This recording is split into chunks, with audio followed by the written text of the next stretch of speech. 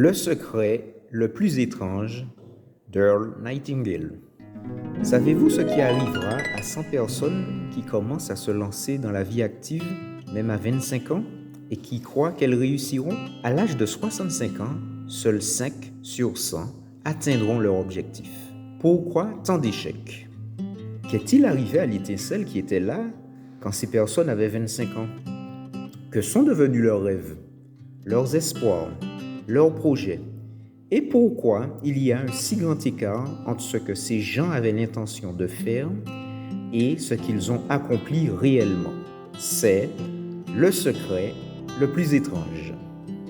Il y a quelques années, le lauréat du prix Nobel, le feu Dr Albert Schweitzer, a été interrogé par un journaliste. « Docteur, qu'est-ce qui ne va pas avec les hommes aujourd'hui ?»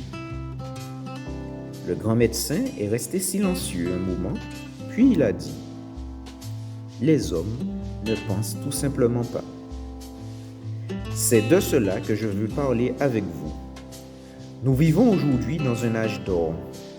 C'est une ère que l'humanité a attendue avec impatience, dont elle a rêvé et pour laquelle elle a travaillé pendant des milliers d'années. Nous vivons dans l'ère la plus riche qui ait jamais existé sur la surface de la Terre. Une terre d'opportunités abondantes pour tous. Cependant, si vous prenez 100 personnes qui se lancent dans la vie active à 25 ans, avez-vous idée de ce qui arrivera à ces hommes et femmes à l'âge de 65 ans?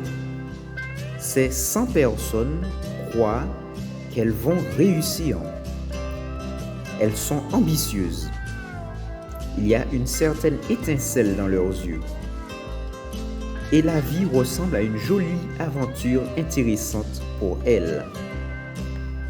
Mais, à 65 ans, un seul sera riche. 4 seront financièrement indépendants. 5 travailleront toujours. Et 54 seront fauchés, c'est-à-dire dépendants des autres pour les nécessités de la vie. Seuls 5 sur 100 atteignent l'objectif. Pourquoi tant d'échecs? Qu'est-il arrivé à l'éclat qui était là quand ils avaient 25 ans? Que sont devenus les rêves, les espoirs, les plans? Et pourquoi y a-t-il une si grande disparité entre ce que ces gens avaient l'intention de faire et ce qu'ils ont réellement accompli? La définition du succès. Tout d'abord, nous devons définir le succès. Et voici la meilleure définition que j'ai jamais pu trouver. Le succès est la réalisation progressive d'un idéal qui en vaut la peine. Un succès est l'enseignant qui enseigne parce que c'est ce qu'il veut faire. Un succès est l'entrepreneur qui crée sa propre entreprise parce que c'était son rêve. C'est ce qu'il voulait faire. Un succès est le vendeur qui veut devenir le meilleur vendeur de son entreprise et se lancer dans la poursuite de ce but. Un succès est quelqu'un qui réalise un idéal prédéterminé, valable, parce que c'est ce qu'il ou elle a décidé de faire délibérément. Mais seulement 1 sur 20 le fait. Les autres connaissent des échecs. Rollo May, l'éminent psychiatre, a écrit un livre merveilleux intitulé Man's Search for Himself. Et dans ce livre, il dit: le contraire du courage dans notre société n'est pas la lâcheté, c'est la conformité. Et là, vous avez la raison de tant d'échecs. Conformité, c'est-à-dire des personnes qui agissent comme tout le monde, sans savoir pourquoi ni où elles vont. Nous apprenons à lire à 7 ans. Nous apprenons à gagner notre vie au moment où nous avons 30 ans, ou avant. Souvent, à ce moment-là, non seulement nous gagnons notre vie, mais nous subvenons aux besoins d'une famille. Et pourtant, à 65 ans, nous n'avons pas appris à devenir financièrement indépendants dans le pays le plus riche qui ait jamais été connu. Pourquoi? Parce que nous nous conformons. La plupart d'entre nous agissons comme le mauvais groupe, les 95 qui ne réussissent pas. Objectif. Vous êtes-vous déjà demandé pourquoi tant de gens travaillent si dur et honnêtement sans jamais réaliser quelque chose en particulier? Et pourquoi les autres ne semblent pas travailler dur, mais semblent tout obtenir? Ils semblent avoir la touche magique. Vous avez entendu des gens dire « tout ce qu'ils touchent se transforme en or ». Avez-vous déjà remarqué qu'une personne qui réussit tend à continuer à devenir plus efficace? Et d'autre part, avez-vous remarqué comment quelqu'un qui a un échec a tendance à continuer à échouer? La différence, ce sont les objectifs. Les gens qui ont des objectifs réussissent parce qu'ils savent où ils vont. C'est si simple.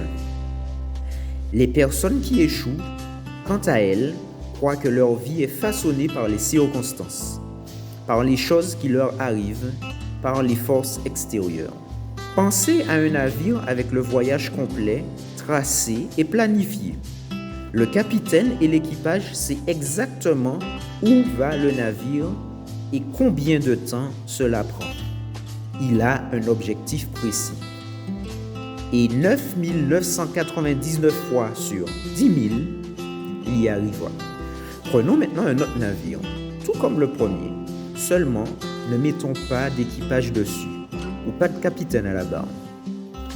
Ne lui donnons aucun point de visée, aucun but, aucune destination. Nous démarrons juste les moteurs et laissons aller. Je pense que vous conviendrez que s'il sort du port, il coulera ou se retrouvera sur une plage déserte. Ce sera donc une épave. Il ne peut aller nulle part parce qu'il n'a ni destination ni guide. C'est pareil avec un être humain. Cependant, la race humaine est figée, non pour empêcher les forts de gagner, mais pour empêcher les faibles de perdre. La société d'aujourd'hui peut être assimilée à un convoi en temps de guerre. Toute la société est ralentie pour protéger son maillon le plus faible. Tout comme le convoi naval doit aller à la vitesse qui permettra à son navire le plus lent de rester en formation. C'est pourquoi il est si facile de gagner sa vie aujourd'hui. Il ne faut aucun cerveau ou talent particulier pour gagner sa vie et subvenir aux besoins d'une famille aujourd'hui. Nous avons un plateau de soi-disant sécurité. Donc pour réussir, il suffit de décider à quelle hauteur au-dessus de ce plateau on veut viser. Tout au long de l'histoire, les grands sages et les enseignants, les philosophes et les prophètes ont été en désaccord les uns avec les autres sur de nombreuses choses différentes. Ce n'est que sur ce seul point qu'ils sont entièrement et unanimement d'accord. La clé du succès et la clé de l'échec, c'est ça.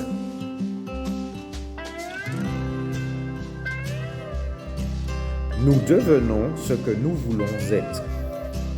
C'est le secret le plus étrange. Maintenant, pourquoi est-ce que je dis que c'est étrange? Et pourquoi est-ce que je l'appelle un secret? En fait, ce n'est pas un secret du tout. Il a été promulgué pour la première fois par certains des premiers sages et il apparaît encore et encore dans la Bible. Mais très peu de gens l'ont appris ou compris. C'est pourquoi c'est étrange. Et pourquoi, pour une raison tout aussi étrange, cela reste pratiquement un secret. Marc Aurèle, le grand empereur romain, a déclaré « La vie d'un homme est ce que ses pensées en font. » Benjamin Disraeli a dit ceci « Tout vient si un homme ne veut qu'attendre. Un être humain avec un but déterminé doit l'accomplir, et rien ne peut résister à une volonté qui mise son existence pour son accomplissement. » William James a dit « Nous n'avons qu'à agir avec sang-froid, comme si la chose en question était réelle, et elle deviendra infailliblement réelle en devenant une telle connexion avec notre vie qui deviendra réelle. Elle deviendra si liée à l'habitude et à l'émotion que nos intérêts seront ceux qui caractérisent la croyance. » Il poursuit. Il n'y a que vous qui devez donc souhaiter vraiment ces choses, et les souhaiter exclusivement, et ne pas souhaiter en même temps une centaine d'autres choses incompatibles tout aussi fortement. Mon vieil ami, le docteur Norman Vincent Peale, l'a dit ainsi. Si vous pensez en termes négatifs, vous obtiendrez des résultats négatifs. Si vous pensez en termes positifs, vous obtiendrez des résultats positifs. Georges Bernard Shaw a déclaré: « Les gens blâment toujours leurs circonstances pour ce qu'elles sont. Je ne crois pas aux circonstances. Les gens qui s'en sortent dans ce monde sont ceux qui se lèvent et cherchent les circonstances qu'ils veulent. Et s'ils ne peuvent pas les trouver, ils les créent. » Eh bien, c'est assez évident, n'est-ce pas? Nous devenons ce que nous voulons être. Une personne qui réfléchit à un objectif concret et valable va l'atteindre, car c'est ce qu'il pense. À l'inverse, la personne qui n'a pas de but, qui ne sait pas où elle va, et dont les pensées doivent donc être des pensées de confusion, d'anxiété, de peur et d'inquiétude, créera ainsi une vie de frustration, de peur, d'anxiété et d'inquiétude. Et s'il ne pense à rien, il devient rien.